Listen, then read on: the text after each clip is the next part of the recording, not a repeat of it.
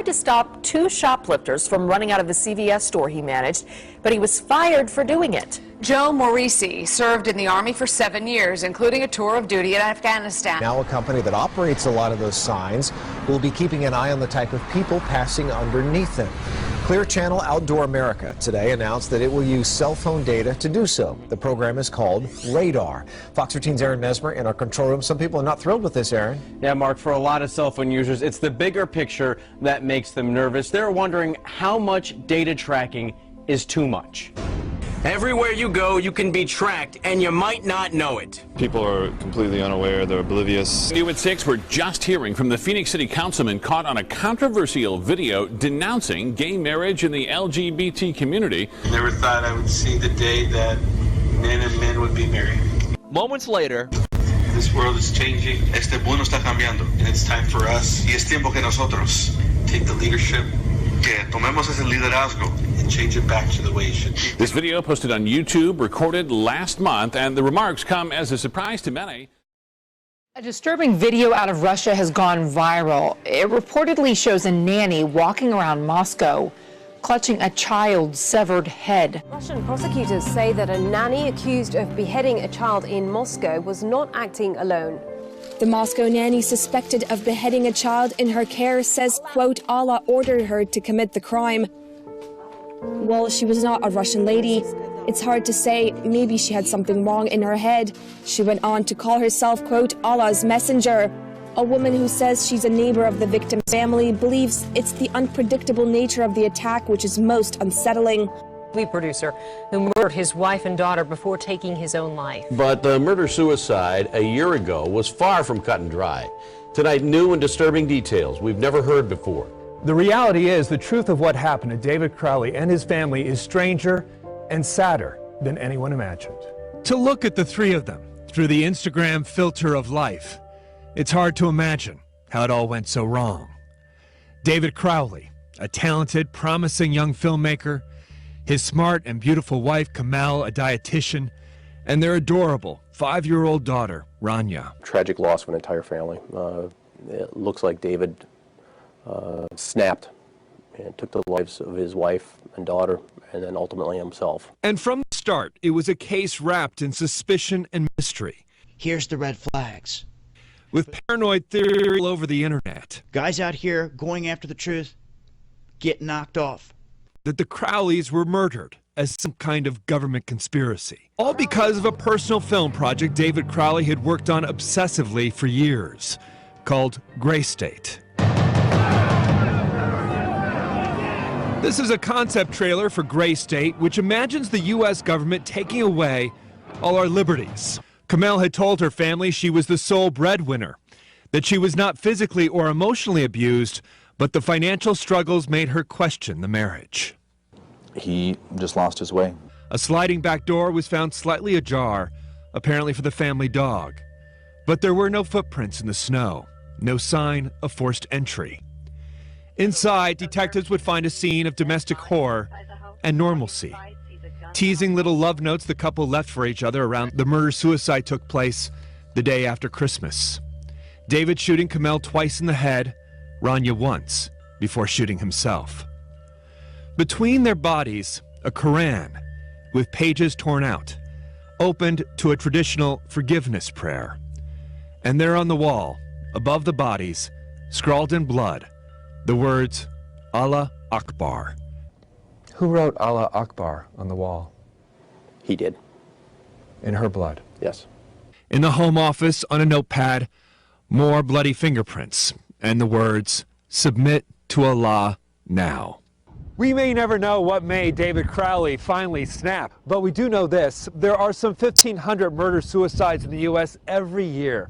They account for about 5% of all homicides, and their numbers seem to be increasing. A Sunday of worship shattered by gunfire. An Ohio church congregation hears the moment their pastor's life was taken. An Ohio pastor was shot and killed inside his church during a service yesterday morning, and the suspect is his own brother. A fugitive wanted for shooting a pastor in Idaho was arrested yesterday. Well, this drawing is yet another twist in the case of an ex-Camp Pendleton Marine accused of shooting a pastor in Idaho 6 times. Police arrested Kyle Odom at the White House. And joining us with his bizarre 21-page Martian manifesto, Hannah. And guys, in it, he said the aliens are hypersexual, so they controlled his mind and stimulated him to the point of exhaustion. Odom's father, Terry, tells KXLY that he had dinner with his son the night before the shooting, and there was no indication that Odom was planning any type of attack. Odom's dad says the Sunday shooting took them totally by surprise and that Odom is not a violent person. The Secret Service tracked Odom to the White House, where they say he tossed flash drives over the fence. According to his manifesto, Odom believes Martians rule the world. He says dozens of them are U.S. lawmakers who crave control. The manifesto goes into disturbing detail about how the aliens got into his head. He also believes they live deep underground and in the moon. Trust God, we trust Jesus that he's going to work something miraculous through this.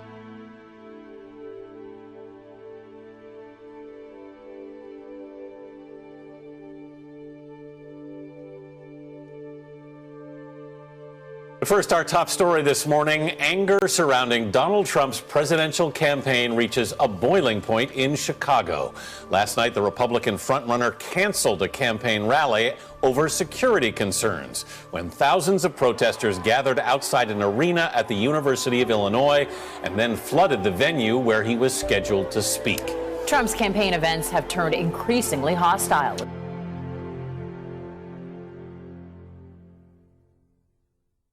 Sex offenders can't live within 1,000 feet of a school, but we discovered there is nothing stopping them from voting in one on primary day. That's why an elementary school polling site in Brook Park is causing some serious concerns for parents. Many schools are used as polling sites across Cuyahoga County and have been for decades. But parents tell me times have changed. Different age now. I mean, you don't know what's out there anymore. At 11, a cruel encounter has a 7-year-old boy calling for just a little courtesy. What happened on a flight left his family in disbelief. Tonight, a Valley family in the national spotlight when they're taunted as they're forced to leave a plane. They say it was all because the little boy had an allergic reaction. The family was returning home from a trip to Washington.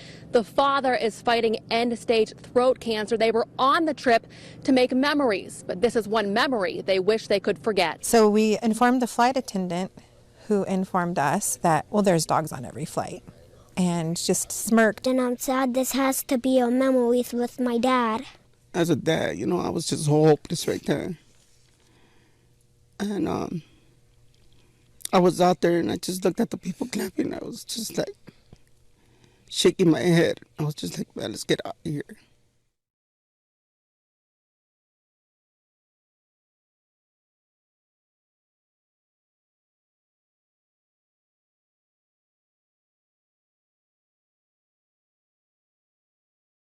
An exciting and rare moment in time.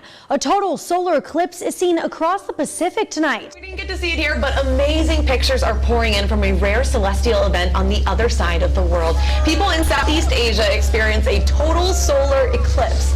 The rare phenomenon happens when the moon moves in front of the sun, so it casts a shadow on the ground. In some places, the total solar eclipse lasted for 4 minutes, but that is really incredible. And I think that, Matt, in the last couple of years, we've seen so much excitement about what's happening in the sky. You know, we have the blood moon and all the different names for the moons that we've seen come through. Super moon. They get so excited about it. And then the super blood moon. Yeah. Well, you showed this on the morning show, and Jason, I love this. It gives you kind of a very unique perspective, and it was planned that way. It was. Alaska Airlines has a trip that goes from Anchorage to Honolulu, and there was an astronomer a year ago who was looking at the coming of this eclipse and noticed, like, hey, there's a flight that goes right through there.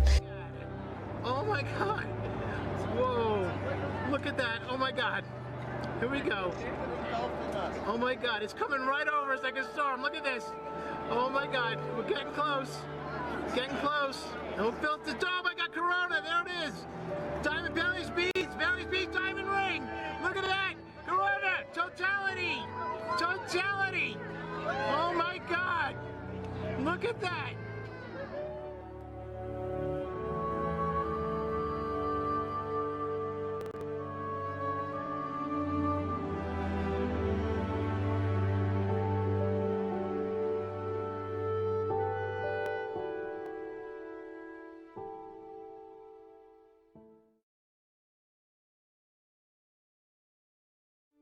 Now, dozens of people phoned the police from various parts of Scotland last night after a bright light from a suspected meteor shower lit up the early evening sky. Scotland says the force began receiving calls just before 7 yesterday evening from people saying they'd heard a loud bang or seen a fireball in the sky. Out of nowhere, a dazzling ball of fire drops out of the sky, a suspected meteor burning up in the atmosphere above northern Scotland. What the hell was that?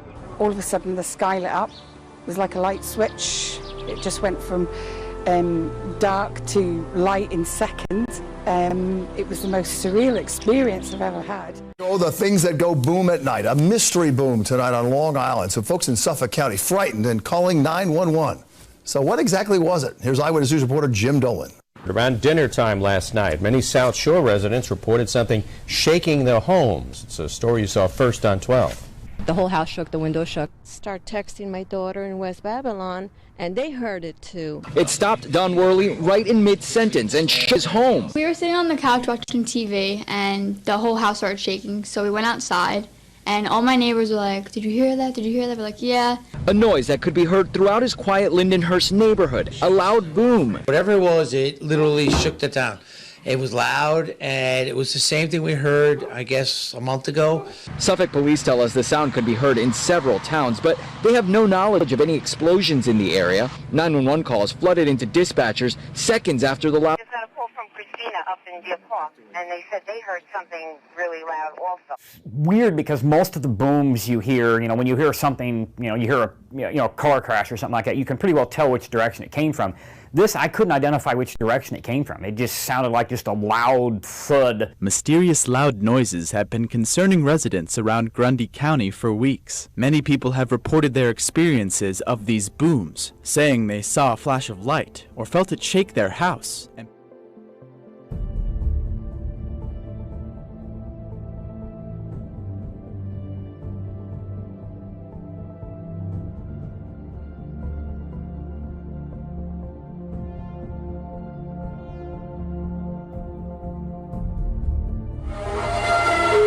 What is going on out there? Bizarre sounds are being heard all over. The latest is this creepy high-pitched noise. The mystery has everyone in the picturesque town of Forest Grove, Oregon, baffled. There is a horrible, horrible sound coming from the outside of my property. That's high-pitched squealing. It's like a real-life X-Files. This is where the jarring sound was first reported. As you can tell, it's normally a lovely, quiet neighborhood. But for the past 2 weeks, residents have been on edge because they don't know what the ear-splitting sound is or where it's coming from. It turns out this is just the latest incident in a worldwide phenomenon of unexplained sounds that have scientists scratching their heads. This spooky sound terrified a town in British Columbia. This was heard in Finland. And this piercing high-pitched sound was recorded in Michigan. As for the strange sound in Oregon, I asked acoustic engineer Tobin Cooley to analyze it. Probably electrical, mechanical, gas, air. But even he can't explain it. I don't think anyone knows what it is yet, but that's probably what makes it more frightening. Hi, everyone. Thanks for joining us. I'm Karen Scullin. And I'm Tim Blotz. A rare blood infection is likely to blame in 18 Wisconsin deaths. The mysterious outbreak even has the CDC now investigating. The spread in Sheboygan County now makes a dozen Wisconsin counties with reported cases, covering most of our area. To have an outbreak of this magnitude is very unusual. Disease detectives on the ground are still puzzled where this could be coming from. I wish we already had an answer. Well, it's no magic trick. A Canby man says he can now open his door, unlock his cell phone, and all he has to do is just swipe his hand. It's because he has a microchip implanted in his hand. Well, that would do it. He says it's changed his life, and now he's showing. This is a pretty interesting one, you guys. James Newman says he's embracing technology in a big way. 2 years ago, after reading some tech articles, he was inspired and he had a chip implanted right in his hand. He says radio frequency identification is the way of the future. Officials are trying to get a handle on the rising number of earthquakes in the state. Another major storm system, this one in the south. We turn next on a Friday night to the other major headline, the historic flooding. States of emergency in several states tonight. Oh my God! This same storm fueled a barrage of thunder and lightning in Texas. More than 750 strikes hit around San Antonio last night in just a 5-minute time period.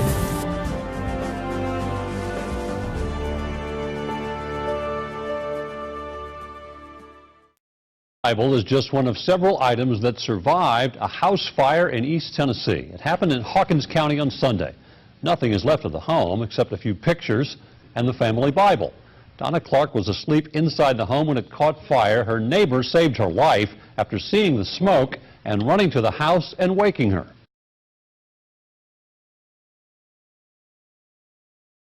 And this is one of several Bibles in the home that remain untouched. It burnt nearly everything around it real bad, but this Bible wasn't touched. It has no smoke spots or no burnt spots anywhere. It looks like it just come out of the store. Their faith, just like the Bible found in the rubble, also remains untouched.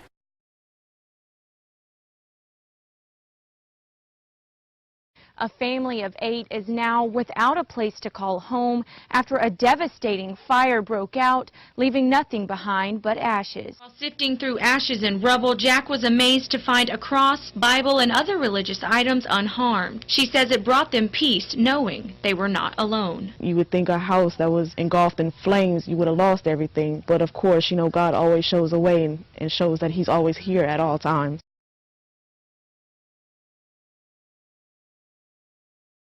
Well, a North Texas couple just starting their lives together lost their home and almost everything inside a fire. This is what they saw when they returned home to the 2700 block of Royal Lane in Irving. You can see the devastation there. Tonight we're learning about the miracle that they did find in the debris. The newlyweds were just starting their lives together. Not even 2 weeks. When a fire consumed their home. And the flames were on top of the ceiling going towards the cabinets. They lost almost everything inside. Everything except our Bible and marriage license. Yes, a Bible and a marriage license. Here's our Bible. And not a page was burned in the Bible. I keep my prayers in here. This is what means the world to us right here. Having our marriage license and our Bible. 2 items saved inside a home where everything else is destroyed. The marriage license was on this table, the Bible on the ottoman. And we wonder every day what it means to have these 2 items. A test of faith that is for certain. It's something that I'll always cherish, and it will always remind me the 2 most important things to me in my life. You know, a lot of things go viral on social media. You kind of scratch your head and don't get. This one was incredibly powerful. It comes from Baltimore. Look at this.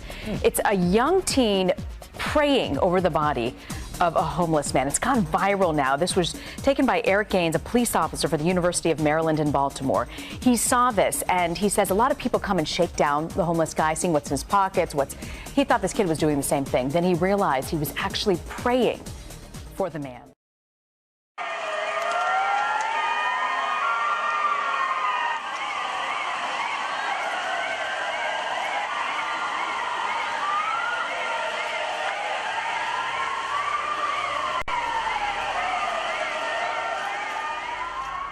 A bloody Sunday on 2 continents. This is the 5th major bombing in Turkey in the past 8 months.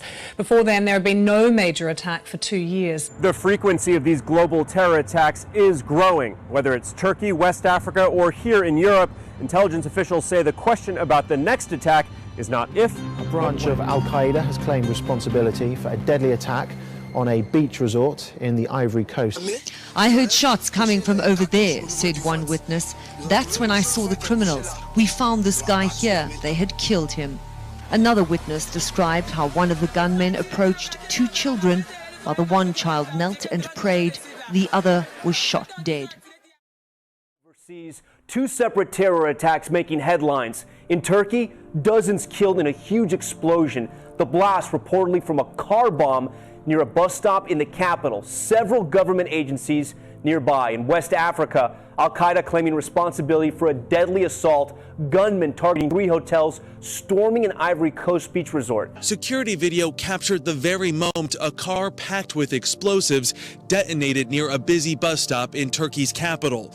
Embers and debris rained down on the street as survivors ran for cover. These are 2 unrelated events, right? They're unrelated in the tactical sense, but they're related in the sense that this is part and parcel of the world we live in. Well, the New World Order, to some extent, is a New World disorder, or is much challenged by weak states who can't control what goes in there, inside their countries or across the borders, as we are by strong states. We're really seeing the erosion of all sorts of security and stability arrangements, clearly in Europe, obviously in the Middle East, which is the most unraveled. We haven't seen it for the most part in Asia, but there are pressures under the surface there that worry everybody. I saw the news. It was striking, Ambassador Haas, how it came out on my Twitter feed, one crisis, then the other crisis. And all I could think of was a Paula Cole song from years ago, Where Have All the Cowboys Gone? Where have all the John Waynes gone? I mean, there's a massive desire for U.S. order like we had in an American myth from decades ago. It's essentially gone, isn't it?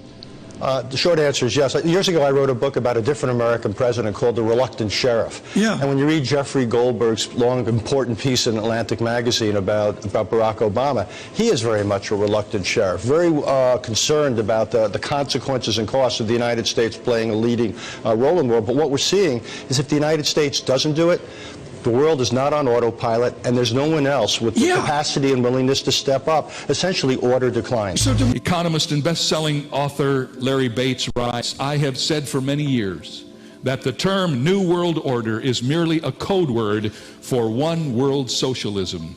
As many have observed, the New World Order is not new, nor is it orderly.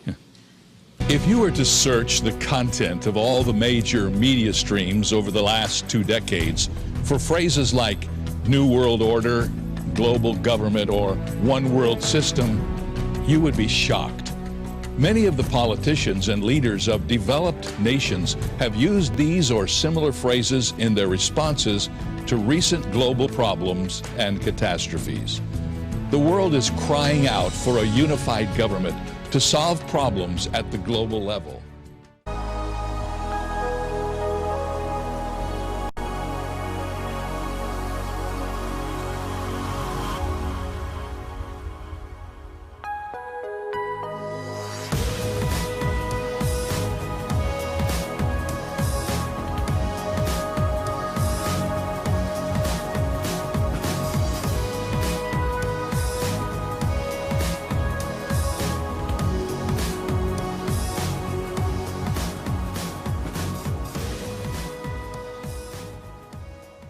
The new global agenda in many ways is not new. It is we had 20 years ago, more than 20 years ago, in 1992, when we had the big Rio summit in Brazil, we had an agenda for the 21st century.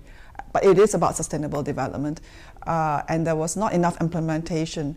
So today, this 2030 agenda for sustainable development, in many ways, is unfinished business, but it also introduces many new things. Like the human rights issues are more strong. So we think that there is a lot of opportunity for this new global agenda to really get us moving to implement sustainable development. This summit in Dubai on shaping future governments can serve as a catalyst and a driver to concretely and together chart the road ahead. This agenda, 2030, is, in my view, the most transformative development agenda ever adopted by member states of the United Nations. The member state didn't go the road that I've often seen in negotiations of the lowest common denominator. No, they kept the ambitious levels, they kept the ambitions high, which of course also means that the people of the world have high expectations, and we have to face up to that. This agenda commits us to leave no one behind.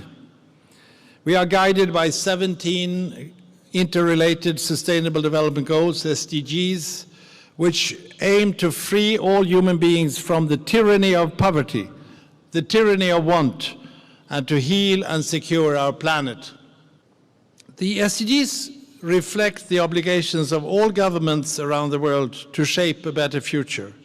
The agenda is to be implemented in all countries, rich and poor, large and small. Agenda 2030 offers a unique opportunity to rally all countries, civil society, the business community, and the academic world around the quest for a more fair and equitable world. We must not miss this historic Agenda 2030 opportunity.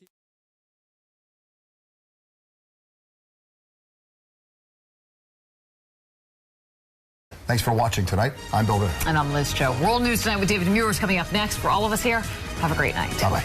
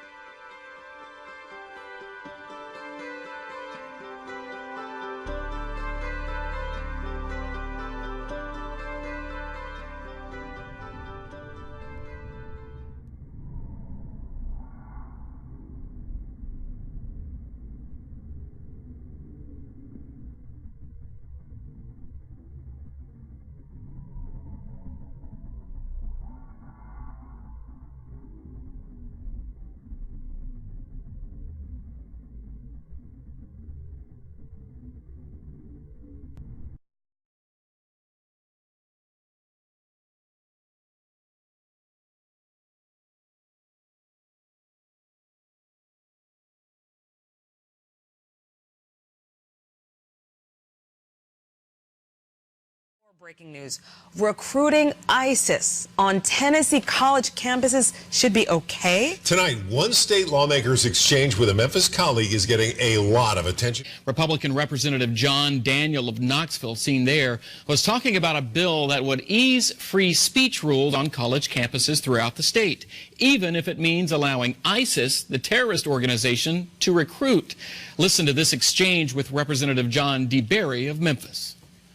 Should someone be able to stand in the marketplace or in the town square at the University of Tennessee, University of Memphis, Murfreesboro, Cookeville, Austin Peay, and recruit for ISIS? Yes. So long as it doesn't disrupt the proceedings on that campus. Yes, sir. Get them out of here. Get them out. Get them out.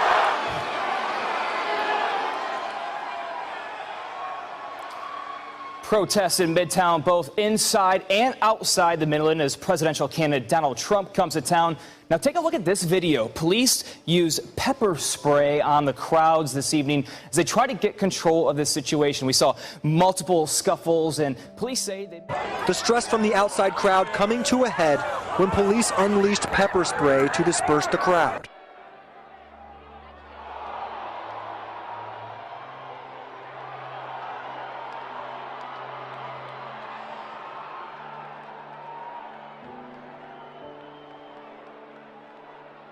It was the best of 5 games, but in the end, a computer program beat a human brain at the ancient Chinese board game of Go.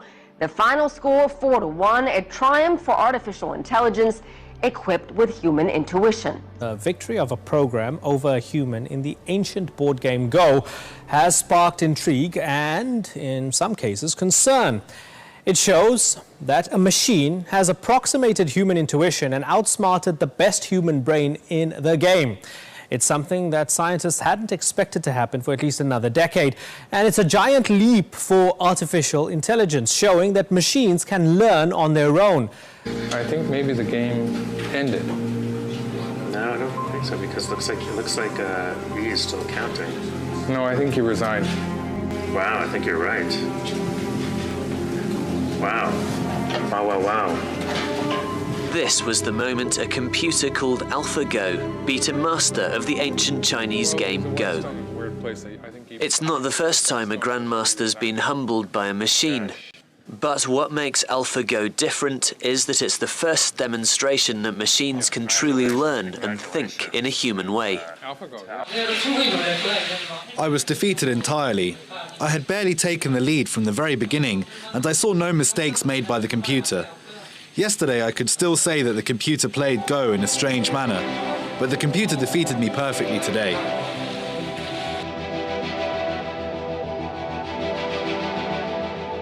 AlphaGo's victory shocked experts in the artificial intelligence community. Many thought such an event was at least a decade away.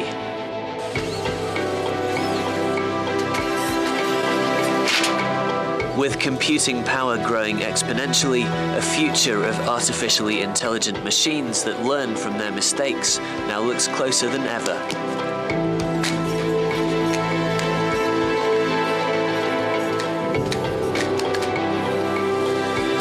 All this poses fundamental questions about the nature of intelligence and even what it means. While EU countries are buckling under the continuing pressure of hundreds of thousands of refugee arrivals, leaders are scrambling to find ways to manage the crisis. Last year, the European Commission ordered Italy to use force if necessary to make refugees and migrants have their fingerprints taken.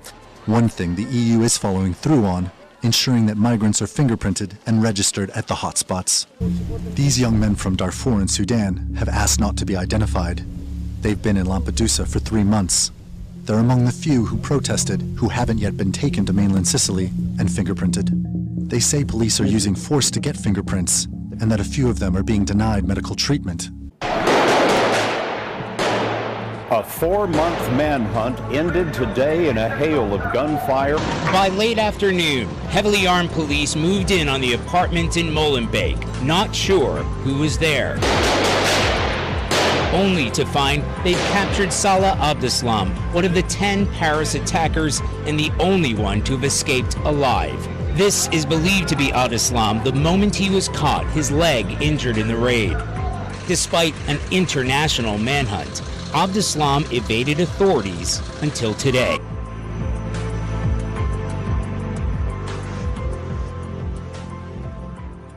Russian forces have started to withdraw from Syria. Military jets took off this morning from their base in Syria.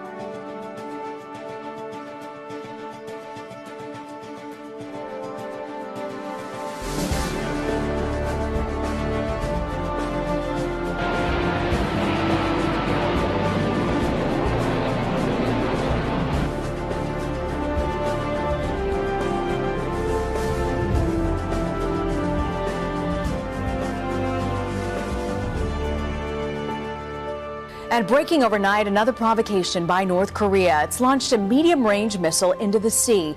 The test firing violates multiple United Nations resolutions. U.S. Secretary of State John Kerry has officially declared that the Islamic State militant group is committing genocide against Christians and other religious minorities across the Middle East. Facing persecution, murder, and torture each day, Christians overseas are persecuted for their religious beliefs. These individuals are being slaughtered, raped, and sold into slavery and forced to watch as their churches are burned down. This morning, the State Department labeled these atrocities as genocide. This is mass genocide by ISIS and other radical jihadist groups that is taking place throughout the world.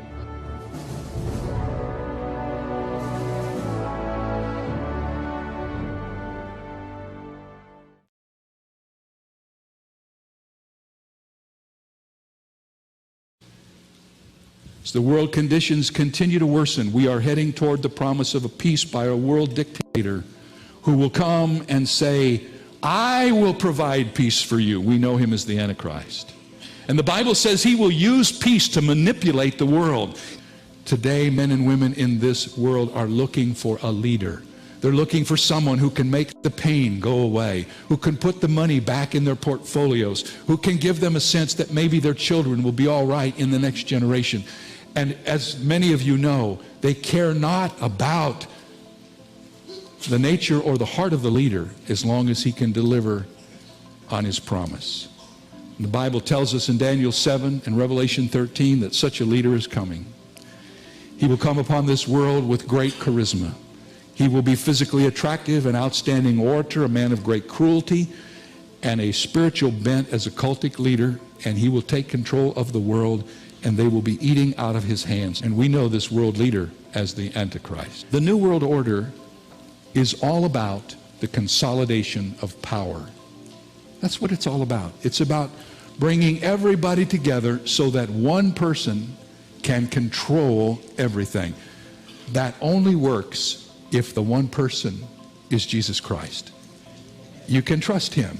He never fails. He never outpromises. He never does not do what he says he will do. He has never before in history sinned. He is the perfect ruler for a new world order.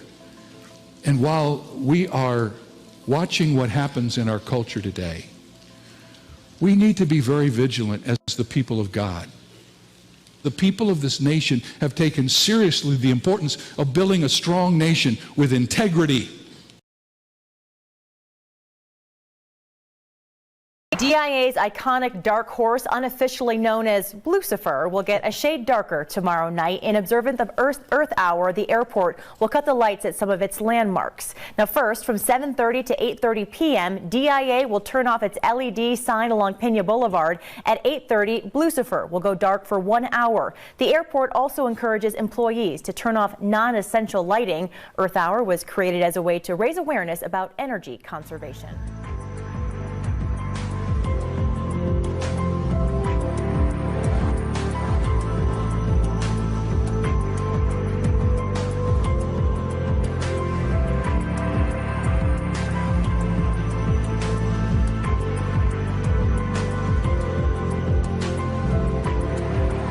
Tonight we hear from inventor and futurist Ray Kurzweil about immortality and the exponential growth of technology. We're going to get to a point 10, 15 years from now where we're adding more time than is going by to our remaining life expectancy. People sometimes say that death gives meaning to life because it makes time short, but actually death is a great robber of meaning, of relationships, of knowledge. We're going to be able to overcome disease and aging. Most of our thinking will be non-biological. That'll be backed up. So if part of it gets wiped away, you can recreate it, and we'll be able to extend our lives indefinitely. I'd rather use that word than forever.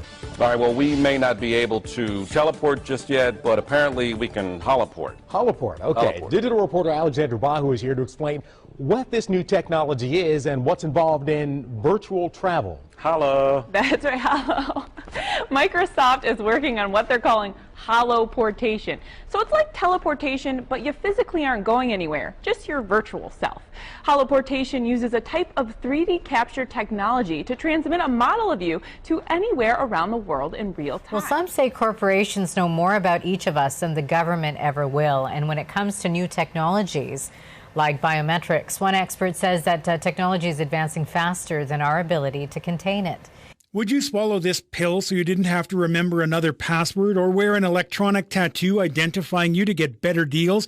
It's not sci-fi. These are real, and it's just the beginning of a tech revolution. All kinds of things that we don't even think about, where we shop in the store, what things we pick up, are starting to be recorded and analyzed. Tom Keenan of the Canadian Global Affairs Institute says biometric ID is advancing faster than our ability to contain it, and he calls it creepy. There's no way society can keep ahead of this. We've seen retinal scans in airports. Now even some U.S. schools use them to speed up cafeteria lines. Cars use them instead of keys. Banks are lining up to implement the technology at ATMs.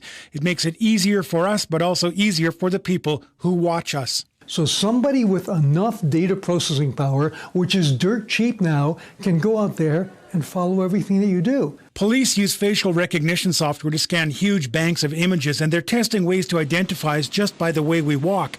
Keenan says that technology will come to the store down the street. So next time you go into the Walmart, maybe it knows as you walk in there who you are, that you're pre-diabetic, et cetera, and suddenly you start being manipulated. The company Nimi's wristbands use our heartbeat to identify us for finances, for passwords, for booking travel.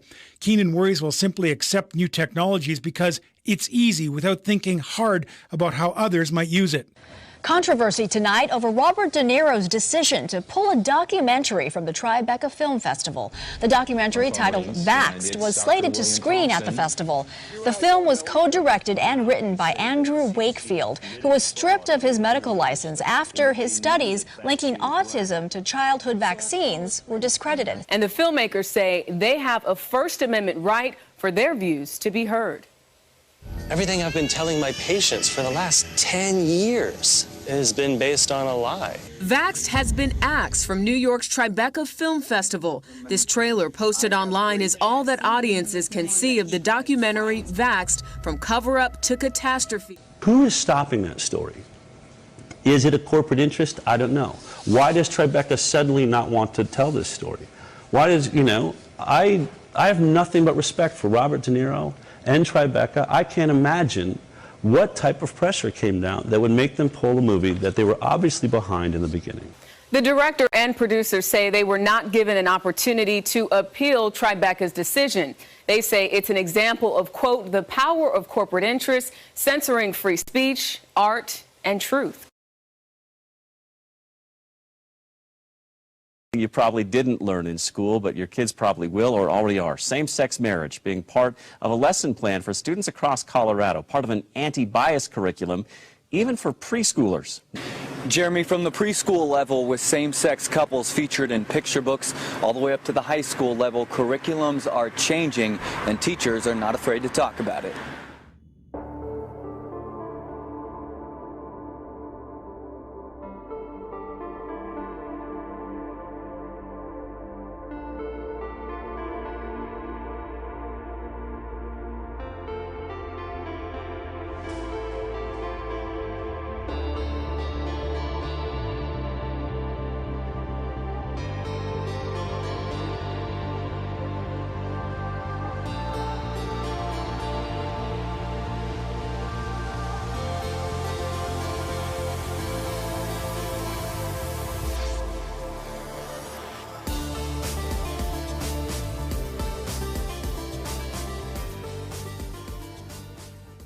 Homeless man in Fort Wayne is suing the city for what he says is a violation of homeless people's rights. He says the city is taking and destroying their property during sweeps of homeless camps.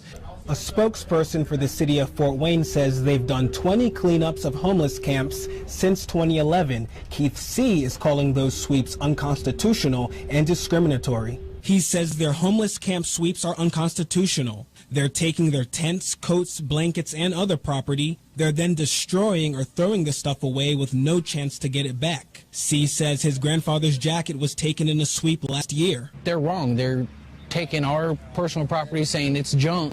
To them it may be, but to us it's our life. Sally Segerson has been working the streets for about 4 years as founder of Street Reach for the Homeless. She says one man she knows lost an irreplaceable Bible in a sweep. Facial recognition technology in the fight against terrorism.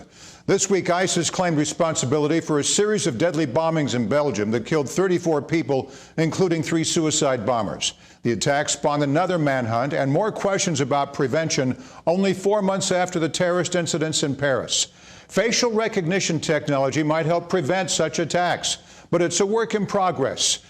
So there's been a real push to try and incorporate more and more of this, what's called biometric data, into a record so that it can be useful for law enforcement. That's what we're seeing here. We, as soon as these events happened, we had a very clear picture of who law enforcement thought was in charge, who they thought was responsible for this terrible event. You had, that scene, that picture that's now being blasted on televisions all around the world.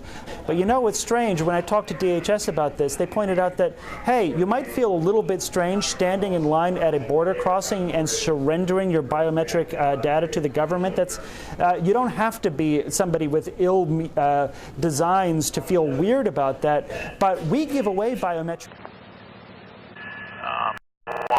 Some of them disappeared and started shooting what sounded like large, like long gun type firearms. Caution or overreaction? San Bernardino County Sheriff's deputies questioned more than a dozen men firing guns in the desert. Welcome back. I'm Jeff Vaughn. And I'm Pat Harvey. Now, the FBI is now looking further into this incident, even though deputies say no crime was committed. CBS.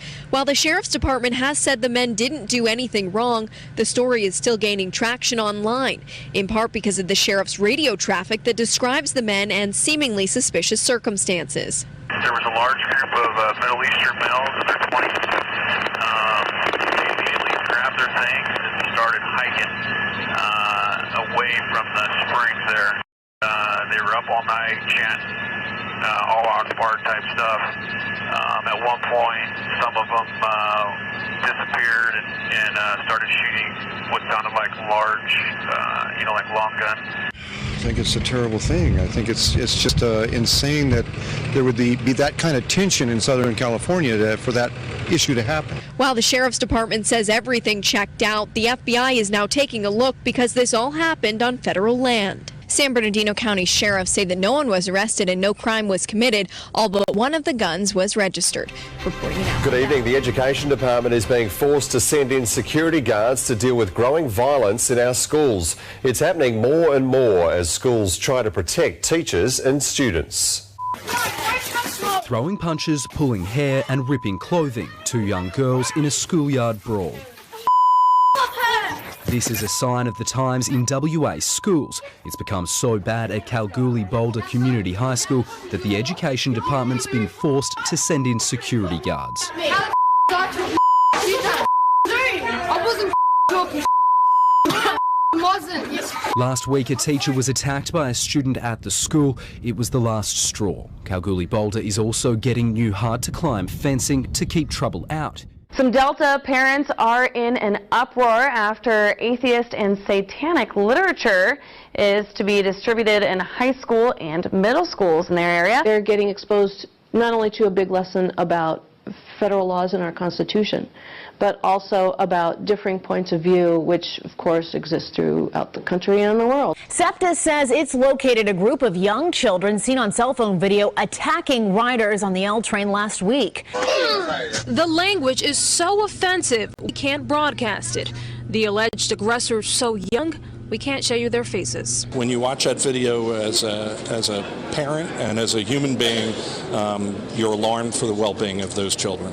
The video is from an incident the evening of March 24th. It shows who police say are 4 boys, likely just 6 to 7 years old, cursing, hitting, and at one point even spitting at a passenger.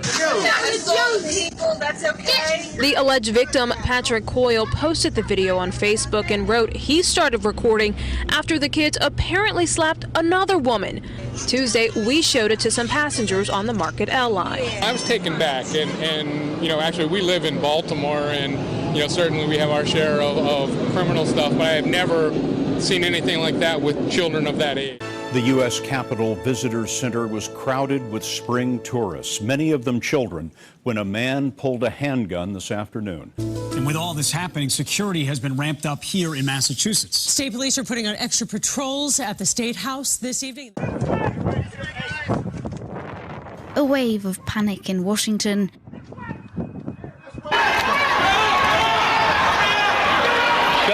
Cell phone video captures the frantic moments after gunfire rang out inside the U.S. Capitol Visitor Center Monday afternoon. Officers just coming out from every direction with guns drawn. Get out, there's a shooter. So we ran out of the building. Sources tell CBS News the suspect is 66-year-old Larry Dawson from Tennessee. A man with the same name had been ordered to stay away from Capitol grounds after he disrupted the House chamber last fall. Now, it is worth noting that a man named Larry Dawson was arrested in Washington, D.C. last year. I have a video clip to show you here now from the U.S. House chamber last year. Listen very closely here. That's Dawson you hear shouting. It goes very quickly. It's not easy to hear, but Dawson was arrested for interrupting that meeting of Congress in 2015. He can be heard shouting, "I am a prophet of God." Now, remember that point. Here's more that we've uncovered about the local Middle Tennessee link. This out of Williamson County. I actually did a story back in 2003 on a man named Larry Dawson.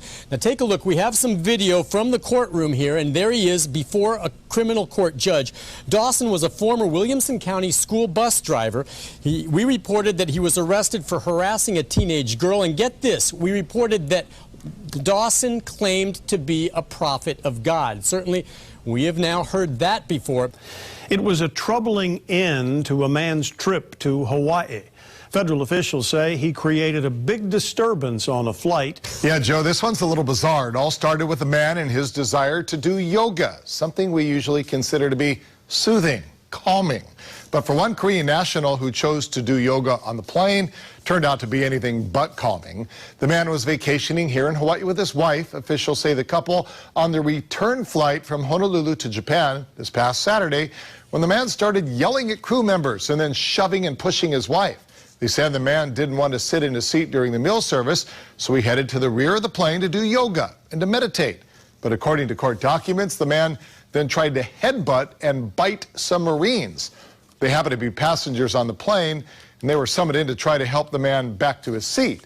Well, in the end, it got so out of hand, the pilot turned the plane around and returned to Honolulu. The man was charged with interfering with a flight crew, and now he's spending a few extra days in Hawaii at the Federal Detention Center.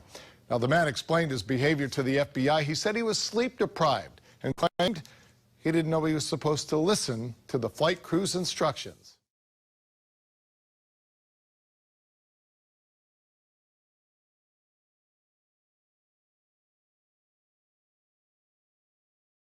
At 6 o'clock, we are learning about a possible motive for the man accused of throwing acid on his girlfriend.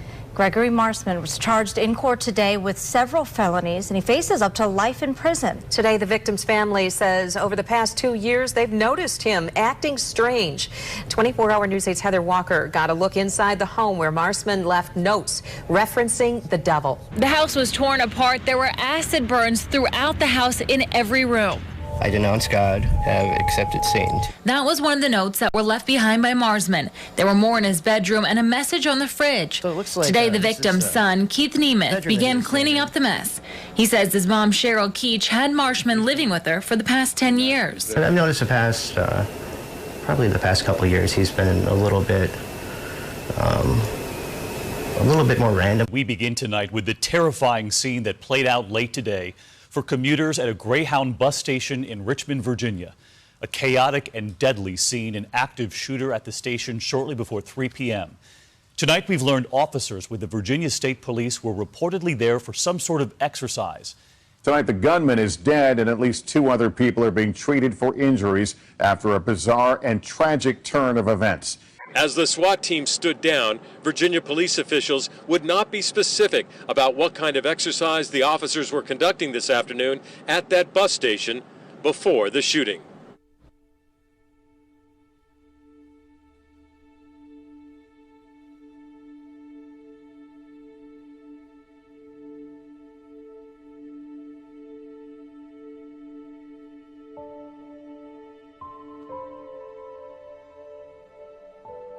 Wow. Well, in June, a temple of Baal was going to be recreated in Times Square, New York. Is that something to be concerned about? I mean, it concerns me.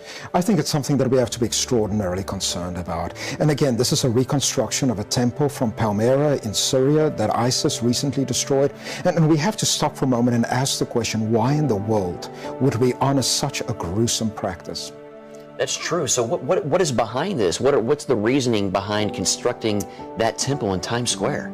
I think there are 2 things going on. I think there might be a larger sinister plan, but I think maybe perhaps this is a materialist reading of the world where people simply say this is culture, there's nothing sinister behind it, there is no God and there are no evil forces. But I think as Christians we have to stop for a moment and recognize once again what it is indeed that we are celebrating, that we say is important.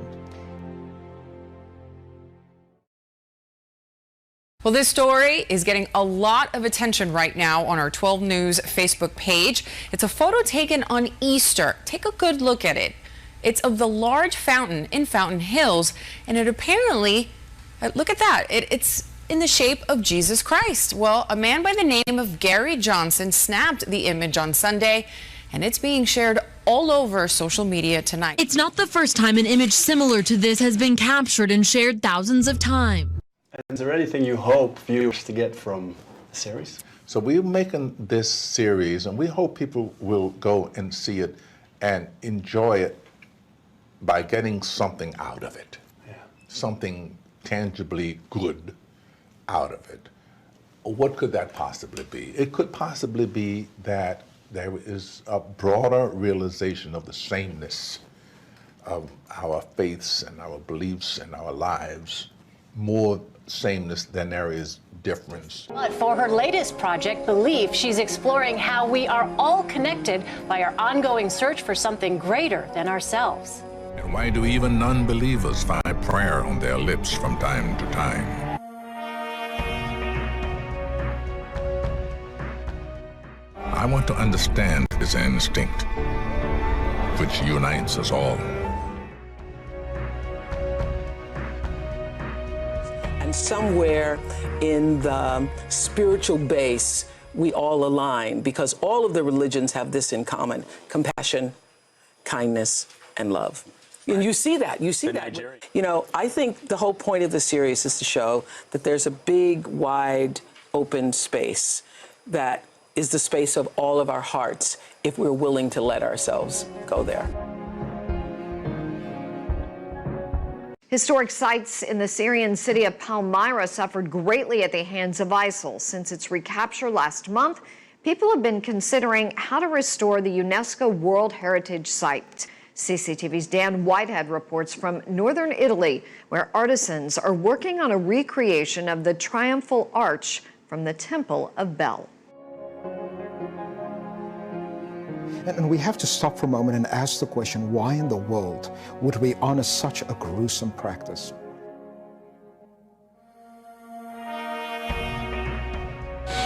Nestled in Italy's Carrara Mountains, historic ruins are coming back to life.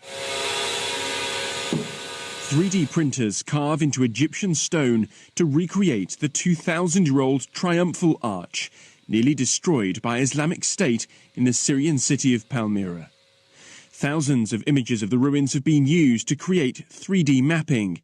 Later this month, the arch will go on display in London's Trafalgar Square and New York's Times Square.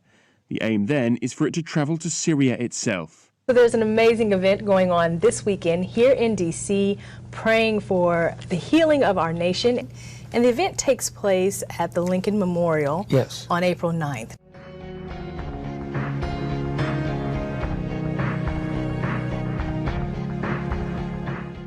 People in the nation's capital were treated Monday evening to the rare sight as the sky opened up.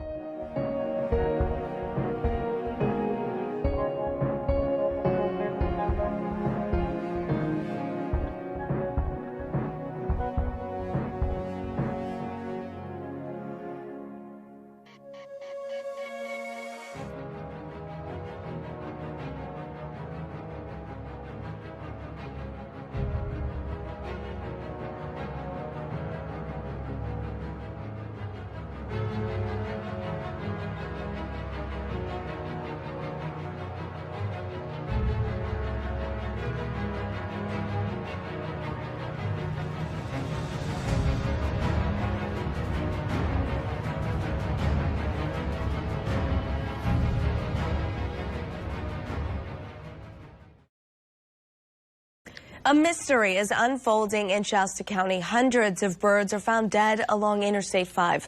A wildlife biologist says this is highly unusual. It's very odd. Jim Wigan is perplexed. I've studied wildlife my whole life. Never seen this. Never seen this. The wildlife biologist is trying to unlock a mystery. That mystery lies in the form of dozens of dead birds, all gathered within a 200-yard radius in the northbound lanes of I-5, on the side of the road and in the grass just south of the Mountain Gate exit in Shasta County. The majority of them are right in this area. Only one or two across the center divide. On the other side of the road, there's almost nothing. That's another unusual thing. Wigan drives this stretch of road all the time. A graduate of UC Berkeley, he's written numerous stories about birds. I don't see any signs of trauma, disease. They're all in one tight location. As he picks up carcasses he plans to have examined, he wonders what could have done this. They were all hit by a semi and a big group was crossing the road. These guys look in perfect condition. Where's the busted up, smashed bodies? Where are the cripples around over here? Birds with broken wings can travel for miles. Many articles have been written about the phenomenon, just like this one, all over the country. Starlings are considered a pest. They have been poisoned in the past. Wigan doesn't believe that's what happened here. These guys would be scattered all over the place. They wouldn't all be right here. If these guys were shot with a gun, you know, they would be going in all different directions. Nor does he believe they were sick. If it was an avian disease, why would all the bodies be in one place? When birds are sick, it takes them a long time to die. This is a sudden event. Whatever happened is a mystery.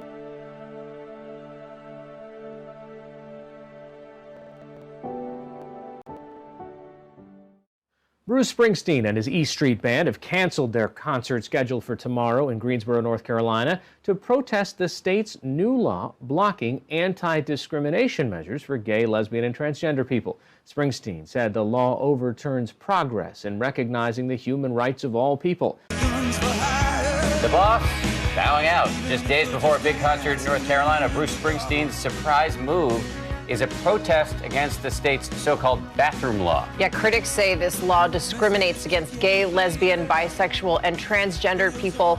And Springsteen is not the only big name speaking out. And that means thousands of Carolina fans won't get to see the 66-year-old legend. Wanna change my clothes, my hair, my face. The Boss taking a stand against a controversial new law in North Carolina, canceling his show in Greensboro only 48 hours before taking the stage. The bill, HB2, or the bathroom law, has come under heavy fire from critics in recent days. In it, individuals are required to use bathrooms that correspond to the gender on their birth certificate. The Boss joins the ranks of companies like Apple, Google, Yahoo, and PayPal that have pushed back against the new legislation calling for its repeal. Even Charles Barkley voicing his distaste of this new law. I think the NBA should move the All-Star game from there next year. And other celebrities praising the Boss for canceling his show. Melissa McCarthy tweeting, "One more incredible reason to love Bruce Springsteen. Your integrity is inspiring." That's not going to hurt enough. You need to hurt them economically. It's the only thing they understand. Okay, you got to hurt people economically to have them do the right thing morally. You know, that's the essence of a boycott. And it's a shame when it comes to that. But this sort of thing is spreading like an evil virus around the country, and we felt we better stop this. We're going to try and stop this right now, you know, early, and hopefully, you know, other people will rise up and join us, and we're joining other people who have already begun this boycott, and you know, hopefully other states will either reverse the legislation. I believe Mississippi already has it also. And Georgia just stopped it because of a threatened boycott. That's the power of the people to do the right thing.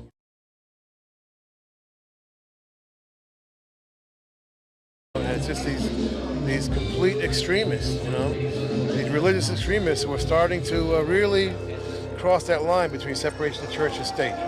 That's one of our most honored and important traditions in this country. That's what makes us America, you know. As far as I'm concerned, it's anti-American, all right, to start being discriminating against people. And I know you always have my back, and it's been just wonderful to work with you. I know when we finished season 2, I mean, I was literally crying because I just couldn't, I couldn't stand going through life without all you girls around. You should always love yourself for who you are, the skin that you're in, whether you identify with it and are afraid to tell people, just go for it. Tonight, I'm here to honor someone who, through her words and through her actions, proves that she is a force of nature. She tells the world that no one can judge us and no one can stop us. She is a woman of many talents. She is my friend, Ruby Rose. On 11 at 11, spreading the good word on the job, has an Indiana State trooper out of work tonight. That's right. ISP has fired Senior Trooper Brian Hamilton. If somebody pulled me over and asked me about anything, you know, I don't believe I'd want to sue him over something like that. Former ISP trooper Brian Hamilton is a popular man in Connorsville, where he's often found preaching out in public. Everybody has a right to talk to people. He did not try to force himself on anyone. He asked a question. A question that ultimately got him fired. State police announced Hamilton's termination on Thursday in the wake of a second complaint. He was offering prayer while in state police uniform. You get one officer that is trying to do something good and stand out and everything like that, and he loses his job. Today I spoke with more than a half dozen people in Connorsville who say losing your job is too big a price to pay for spreading a little prayer. I wish other officers would do that. Maybe it might touch my kids' heart that they'll get in church and give their heart to God. But is that the role of a police officer or a state police trooper to It's the preach? role of anybody.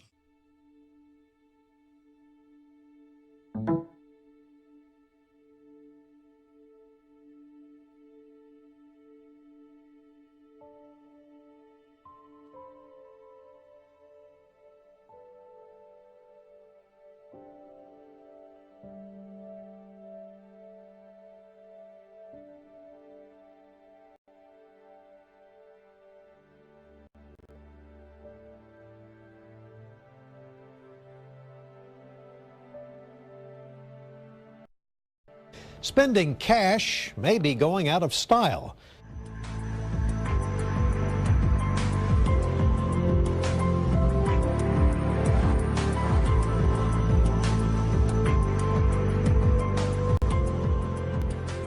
Tonight, it'll make you ask, am I being watched? And we guarantee you'll be checking out your own neighborhood after you get the full story on this one. But a man who lives in the house behind us says that he thinks there was a different kind of surveillance going on with some sort of mystery box attached to that power pole. SRP tells us that it looks like the box was from law enforcement, but they wouldn't elaborate. Brian says Phoenix PD told him that it wasn't from them. Parents who try to walk their children out of school face possibility of criminal charges. If you think I'm exaggerating, I am not. She's starting to arrest people. Wendy Jarman is a private school teacher who just pulled her kids out of public school, Bear Branch Elementary in Magnolia ISD. She lives in the neighborhood behind the school. Her kids were walkers and she used to escort them, but they can't do that anymore. The school's principal, Holly Ray, won't allow it. Ray has gotten Montgomery County constables to be her enforcers. This has happened to many parents. They have been cited. They have been threatened if they step 1 foot on school property that they will be arrested and charged with who knows what. In the past 10 minutes, the first Syrian refugees to settle in the United States arrived in Kansas City. Well, the controversial new plan includes bringing 10,000 Syrians escaping civil war to America. But critics say this puts our national security at risk. We need to be clear about the origin of the war on terror. Belgian police have raided the infamous Molenbeek district in Brussels, known as a hotbed of Islamic extremism. Molenbeek was linked to the Brussels Jewish Museum shooting, this summer's attack on a French train, the Charlie Hebdo shootings, and recent terror in Paris. Why is this such a hotbed for recruitment, a hotbed for radicalism and jihadism and extremism? The war on terror is, I quote, orchestrated from abroad. These are the words François Hollande used to describe this terrorist attack.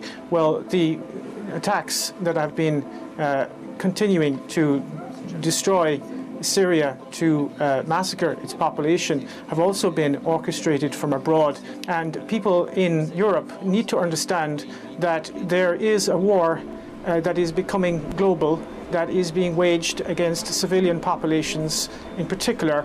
It is a form of neo-imperialism and neo-colonialism which aims to divide and conquer European and Middle Eastern and African and the world's population for that matter, and to make them submit to a global order that does not serve the interests of most of the people on this planet, but that does serve the interests of a very few ruling elite, a very small, tiny, and particularly tyrannical ruling elite. There is no war on terror